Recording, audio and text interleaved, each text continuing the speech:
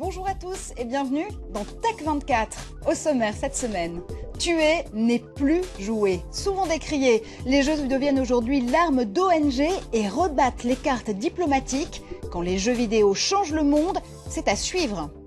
Et puis, nous vous emmènerons à la rencontre des soldats inconnus. À l'occasion du centenaire de la Première Guerre mondiale, le studio Ubisoft vous propose de vivre le destin des poilus. Mais d'abord, ils ont choisi le jeu vidéo comme outil du changement. L'ONG Games for Change veut promouvoir le gaming éthique des jeux pour appréhender le monde différemment. Bonjour Jean-Michel Blottière. Bonjour. Vous êtes le coprésident de Games for Change en Europe. L'ONG est également présente aux États-Unis, en Amérique latine et en Asie, si je ne me trompe pas. Et l'idée, c'est quoi justement? C'est de faire de l'humanitaire par les jeux vidéo ou de redorer le blason d'une industrie qui est parfois controversée quand même? Je dirais ni l'un ni l'autre. C'est plus considérer les jeux vidéo comme un médium à part entière. Un petit peu comme le cinéma ou la télévision ou la presse ou la littérature ou la musique. Les jeux vidéo sont un médium et donc ils peuvent servir à transmettre des messages qui ne soient pas que des messages de pur divertissement. De la même manière qu'il y a des films d'action qui nous divertissent, il y a également des films qui nous émeuvent, qui nous font penser, qui nous font réfléchir, qui nous font prendre conscience de problématiques particulières. Je pense à des films comme les films de Ken Loach par exemple. Et bien de la même manière, nous considérons que le jeu vidéo peut tout à fait transmettre les mêmes messages et les mêmes émotions. Alors justement, le premier fait d'armes de l'association Games for Change, ça a été de créer un jeu sur le conflit israélo-palestinien. Est-ce que le jeu permet un engagement que d'autres formes d'apprentissage n'offrent pas peut-être ? Alors, avant Peacemaker, qui est ce jeu sur le conflit israélo-palestinien, il y a eu d'autres jeux. Il y a eu en particulier un jeu qui s'appelait Darfur is Dying, sur le génocide au Darfour, qui a été développé par Susanna Ruiz, et puis il y en avait quelques-uns auparavant. Mais l'avantage énorme du jeu vidéo, c'est que ça plonge le joueur en immersion, c'est-à-dire que ça le met dans la peau d'un autre, d'un personnage. Et donc, dans le cas du conflit israélo-palestinien, ça permet à un Palestinien de se mettre dans la peau d'un Israélien et de permettre à un Israélien de se mettre dans la peau d'un Palestinien. Et donc, du coup, d'avoir une compréhension qui est infiniment plus subtile, infiniment plus profonde, et donc de changer ce que j'appellerais des attitudes mentales figées. Alors je sais qu'il y a aussi une expression que vous ne portez pas forcément dans votre cœur, c'est celle de Serious Games, et vous lui préférez celle de Games for Impact. Impacter le monde par le jeu, c'est vraiment possible ? Oh oui, c'est tout à fait possible. Par exemple, lorsque vous êtes face à plusieurs centaines de millions de populations illettrées et que vous voulez les sensibiliser au danger du sida, développer un jeu sur téléphone mobile, parce que la plupart de ces populations, même s'ils sont illettrés, ont des téléphones mobiles, même si c'est un jeu très simple et que vous pouvez toucher, comme ça a été le cas à travers certains jeux qui ont été conçus de cette manière-là, 40 millions, 50 millions de personnes, et les sensibiliser au danger du sida. Le jeu vidéo, là, a un impact social immédiat. Et puis, au-delà de ça, je pense que ce qui est important, c'est de bien faire prendre conscience que le jeu vidéo est un atout formidable pour tous les enfants, les adolescents, les jeunes adultes qui jouent aux jeux vidéo. Et souvent, il y a une fracture importante entre les parents et les profs d'un côté et puis les gens qui jouent de l'autre. Et un de nos objectifs, c'est de permettre à ces deux tribus, à ces deux populations de mieux se comprendre, et puis aux parents peut-être de comprendre que derrière la passion des jeux vidéo, eh bien, il se cache des technologies extrêmement importantes à maîtriser, de la programmation, de la création numérique, de la création visuelle, de la création sonore. Il y a des ingénieurs de plus en plus qui développent des jeux vidéo. Ça n'est pas juste une affaire de geek, c'est une affaire de cerveau extrêmement bien fait. Et puis c'est aussi une affaire d'écriture, c'est une affaire de mise en scène, c'est une affaire d'émotion. Donc on est très exactement dans les mêmes métiers que ceux du cinéma, de la télévision, comme je l'évoquais précédemment. Des industries, des métiers et surtout beaucoup de pédagogie. Merci Jean-Michel Blottière d'avoir été avec nous dans Tech24. À très bientôt. Et justement, les jeux vidéo permettent aussi de revivre l'histoire avec un grand H.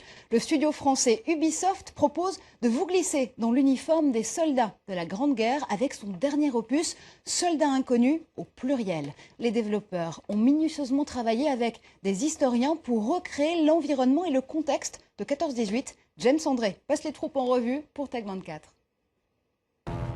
Une fresque historique qui plonge le joueur au cœur des tranchées de la guerre de 14-18. Dans Soldats inconnus, on suit 4 personnages qui vont vivre leur vie au milieu des horreurs de la guerre. Le style rappelle celui d'une bande dessinée, un univers graphique qui joue sur l'émotion pour immerger le joueur. Émile, mon ami le plus cher, tu as pris les armes au crépuscule de ta vie, pas pour la gloire, mais pour sécher les larmes de ta fille. Triste à en mourir. C'est un jeu dans lequel on ne tue personne. Le joueur ne va tuer personne. C'est un jeu dans lequel on voulait montrer aux gens qu'est-ce qu'a été cette guerre pour nos ancêtres, pour nos arrière-grands-parents, pour la plupart. Savoir un peu ce qu'ils ont vécu. Petit à petit dans le jeu, on s'est aperçu que les joueurs commençaient à lire les faits historiques et à se renseigner. Et en fait, on arrive à aiguiser la curiosité du joueur, qui fait qu'à la fin du jeu, à la fin de l'expérience totale, le joueur a ressenti beaucoup d'émotions et surtout se dit après, et en plus j'ai appris des choses. Les concepteurs du jeu ont travaillé avec des historiens spécialistes de la période pour que tout soit conforme à la réalité. Il y a même une encyclopédie intégrée que le joueur peut consulter à tout moment. On est vraiment proche de ce que pouvait être en particulier le champ de bataille. Au niveau des sons, il y a eu un gros travail aussi au niveau des sons, du rendu des sons, de l'image, des explosions. On est vraiment très proche. Le gameplay à base d'énigmes et de puzzles à résoudre reprend les codes des jeux d'aventure en 2D. C'est beau et très ludique. Au final, Soldats inconnus est un ovni, presque une BD interactive. Un jeu utile pour que la jeune génération se souvienne de la Grande Guerre. Et retour en plateau avec Guillaume Gralet du magazine Le Point. Un Guillaume diplomate cette semaine parce que oui, les jeux peuvent parfois faire bouger les lignes géopolitiques. Est-ce que les jeux sont aussi influents que le State Department ou le Quai d'Orsay ?